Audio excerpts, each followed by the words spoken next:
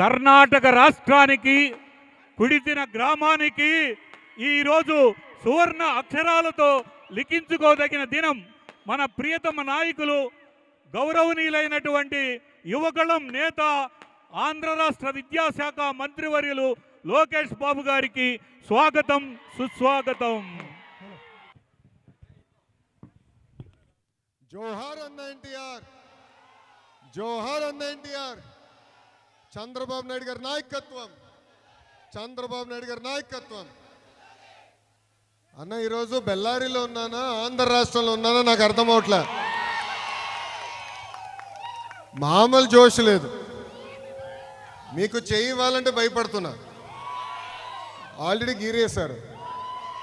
అంటే అది మీకున్న ప్రేమ అభిమానం మా పట్ల. ఉపాధి కోసం ఎత్తుక్కుంటూ దశాబ్దాల క్రితం మీరందరూ ఇక్కడికి వచ్చి బెల్లారిని సొంతం చేసుకున్నారు. కానీ ఆంధ్ర రాష్ట్రాన్ని మీరు మరవల. ఇక్కడ డబ్బులు సంపాదించినా మా ఊరు ఎలా ఉంది, మా వీధి ఎలా ఉంది, మా కుటుంబ సభ్యులు ఎలా ఉన్నారని ఎప్పుడు మీరు మనసులో పెట్టుకుని ఆలోచించేవారు.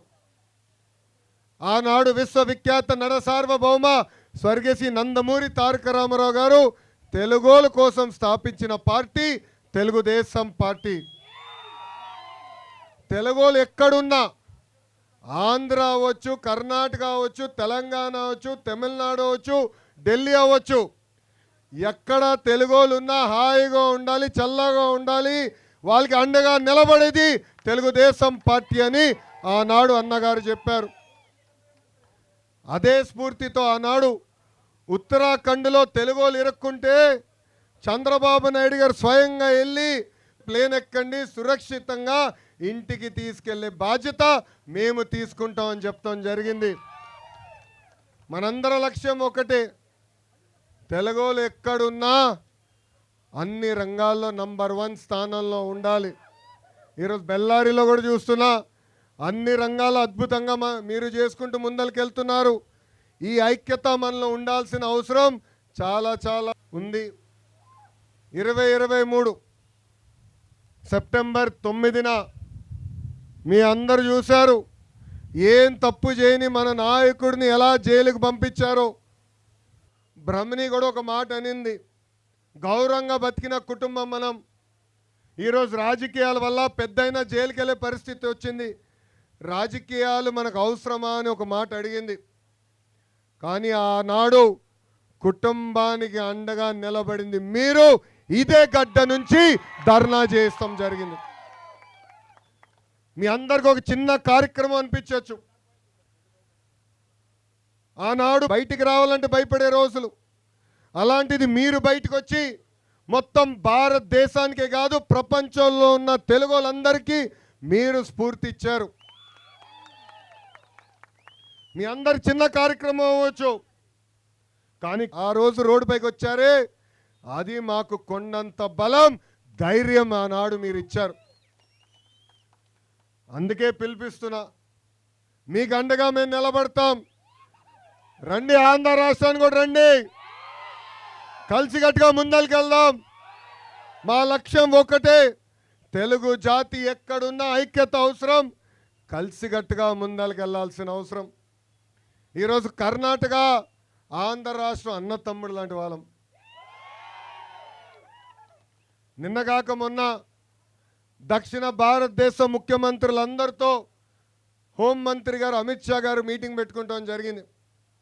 దాంట్లో గౌరవ ముఖ్యమంత్రి గారు డికే శివకుమార్ గారు కూడా అన్ని దక్షిణ భారతదేశంలో రాష్ట్రాలన్నీ కలిసికట్టుగా పని చేయాలి, కలిసికట్టుగా ముందరికెళ్ళాలని పిలిపిస్తాం కూడా జరిగింది. ఆంధ్ర రాష్ట్ర ముఖ్యమంత్రి చంద్రబాబు నాయుడు గారు చాలా స్పష్టంగా ఇంకా అన్న తమ్ముడిలాగా ఉండాలి, విభేదాలకి దూరంగా ఉందాం, దక్షిణ భారతదేశంలో ఉన్న అన్ని నదుల్ని అనుసంధానం చేసి చివరి ఎకరం వరకు నీరు ఇవ్వాలని లక్ష్యంగా పనిచేస్తాం జరిగింది. అది ఆంధ్ర రాష్ట్ర ముఖ్యమంత్రి చంద్రబాబు నాయుడు గారు గౌరవ హోం మంత్రి గారికి అమిత్ భాయ్ గారు కూడా ప్రతిపాదిస్తే నార్త్ ఇండియాలో ఎట్లయితే నదులు అనుసంధానం చేస్తున్నామో అదే విధంగా దక్షిణ భారతదేశం నదులు కూడా అనుసంధానం చేసి చివరి ఎకరానికి నీరు ఇవ్వాలని లక్ష్యంతో ఈరోజు అడుగులేస్తున్నారు. అన్న తమ్ముళ్ళుగా ఇప్పుడు కాదు, రాష్ట్రం పుట్టిన దగ్గర నుంచి పనిచేస్తున్నాం. ఆనాడు చంద్రబాబు నాయుడు గారు, ఎస్ఎం కృష్ణ గారు ఒక పోటీ తత్వంతో ఎంత అద్భుతంగా పనిచేశారో మనందరం చూసాం. ఇద్దరి మధ్యలో మామూలు పోటీ కాదు. ఆ పోటీ వల్లనే ఇక్కడ బెంగళూరు, హైదరాబాద్ అద్భుతంగా అభివృద్ధి చెందింది. ఇదే పోటీ తత్వంతో రెండు రాష్ట్రాలు కలిసికట్టుగా ముందరికి వెళ్ళాలి. తెలుగు వాళ్ళు ఎక్కడున్నా కలిసికట్టుగా పని చేయాలి. మనందరి లక్ష్యం ఒకటే, దక్షిణ భారతదేశం అన్ని రంగాల్లో నంబర్ 1 నిలబడగా కలిసికట్టుగా పనిచేయాలని ఈ సభాముఖం మీ అందరికి పిలిపిస్తూ, నిజంగానే మిమ్మల్ని అందరినీ అభినందించాల్సిన అవసరం చాలా చాలా ఉంది. ఎందుకంటే బెల్లారిలో ఏకంగా అన్న క్యాంటీన్ ఏర్పాటు చేసి సొంత నిధులు ఖర్చు పెట్టి ఈరోజు అన్న క్యాంటీన్ నడిపిస్తుంది ఇక్కడున్న తెలుగోలు. అంతేకాదు ఇక్కడున్న ప్రభుత్వంతో పోరాడి జియో తీసుకొచ్చి అన్నగారు పేరు పైన కూడా ఎన్టీఆర్ సర్కిల్ ఏర్పాటు చేశారంటే ఎంత చేసినా మీ రుణం తీర్చుకోలేం. వేదికమైన ఉన్న పెద్దలు, వేదిక ముందున్న మీరందరూ కూడా త్వరలో ఇక్కడ అన్నగారి విగ్రహం ఏర్పాటు చేయాలి లక్ష్యంతో పనిచేస్తున్నారు. తప్పనిసరిగా తెలుగు జాతి ఆత్మగౌరవం, తెలుగు జాతి గుండె చెప్పుడంటే గుర్తొచ్చే ఒకే ఒక్క పేరు మన అన్న ఎన్టీఆర్. ఆయనకి అందించే ఘన నివాళి. తెలుగోళ్ళు ఎక్కడున్నా ఆయన విగ్రహం ఏర్పాటు చేస్తాం అనేది ఆయనకి ఇవ్వగలిగిన గౌరవం. మనం తప్పనిసరిగా మీకు అన్ని రంగాల్లో అండగా ఉంటాం, అన్ని రంగాల్లో మిమ్మల్ని ప్రోత్సహిస్తాం.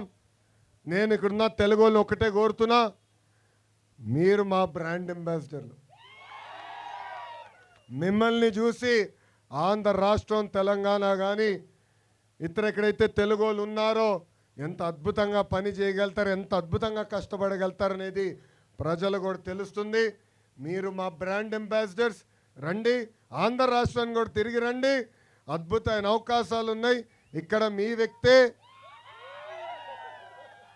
మీయోడే, మీ దగ్గరే పెరిగినోడు మా ఆర్థిక శాఖ మార్చులు కేశవ్ గారు కూడా ఎప్పుడు మీ దగ్గరనే ఉంటారు, మీకు అందుబాటులో ఉంటారు.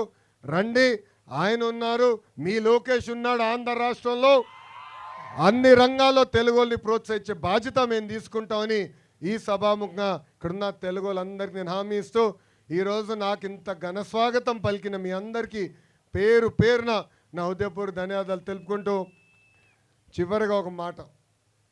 ఆనాడు బాబు గారిని అరెస్ట్ చేసినప్పుడు మీరు రోడ్డుపైకి వచ్చారు. అది మా గుండెల్లో పెట్టుకుంటాం. ఎందుకంటే కష్టకాలాల్లో ఉన్నప్పుడు ఎవరైతే బయటికి వచ్చి మాతో అండగా నిలబడ్డారో వాళ్ళని జీవితాంతం గుర్తుపెట్టుకునే బాధ్యత మీ లోకేష్ది. వాళ్ళని జీవితాంతం పైకి తీసుకొచ్చే బాధ్యత మీ లోకేష్ అని ఈ సభాముఖంగా తెలుపుకుంటూ మీ అందరి దగ్గర నుంచి సెలవు తీసుకుంటున్నా. జై హింద్. Thank you.